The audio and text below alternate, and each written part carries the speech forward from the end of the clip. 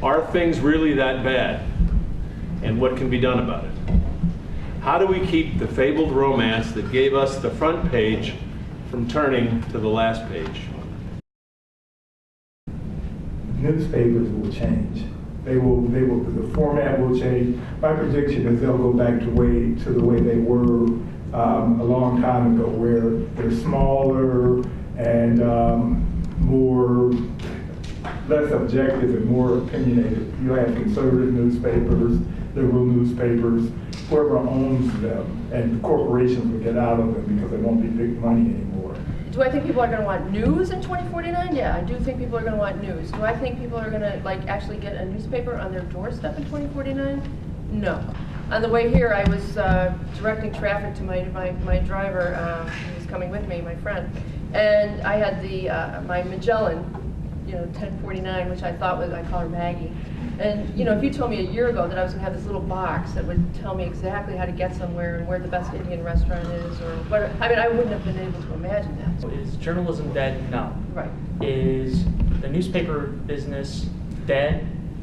Yeah. The reason is we can't charge $90 for an inch of type to have a yard sale. More people want what journalists do, Yes. More than ever. It's just they want it in different forms. They can accept it in amateur form, semi-pro form, or professional journalism, and there's just a lot more competition for your mainstream newspaper. But journalism part, not worried about, because I don't want people hung up on the platform, the format that people are wanting their news. What there will still be a need is for information, and not just blogging, for people who actually gather facts and figures, bring them back, and write about them and coach it in a way that people can understand so they can be better informed in their lives. Is there really going to be anybody willing to pay for that? And that's what's getting me more and more concerned, is that people they're seeing that they're getting used to just getting things free and in an easy, immediate format, and I don't know how discerning they're going to be about what that, where the information's coming from, or whether they're going to want to, make some kind of expenditure to get that information. There was an article in the last couple of days in the New York Times by Paul Krugman, and he referred to, he alluded to the newspapers, but he was talking about the whole Grateful Dead model, which, they didn't care if people, videotaped or recorded their music. They didn't care about that. What they made their money on was T-shirts. They made their money on T-shirts and stuff and people buying concert tickets. So it was a different model. It was a completely different model. And his column, it was really, really well done, but it just talked about how we have to sort of all be the Grateful Dead. We have to sort of invent ways to make money off of this. 18 months ago, my partner and I started a brand new weekly newspaper in Hinsdale, based on the old-fashioned models, except the one thing we did differently was we distribute free to every home in town.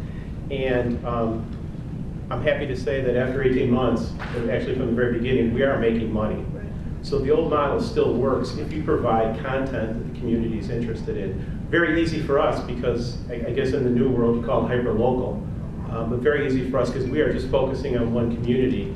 And in my years in the past, at the community newspaper I worked at, we were forced to spread out and go further and further from our core, group of readers. And we originally had 7 towns, we added in 13 towns. And what we soon discovered is that on a very elementary level, people still really love having a community newspaper that helps connect them to their neighbors. Do you know what it's probably the 3rd largest newspaper, 4th largest newspaper in Illinois, the fastest growing newspaper in the U.S., Red Eye, right? 0 to 200,000 in 6 years.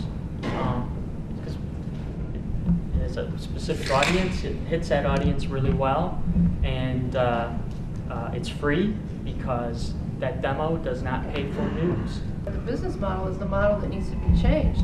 The business model is what's killing us. It's not from a lack of passion or interest. The same thing is going on with rock music and other musicians. They can't make the huge fortunes they could make before.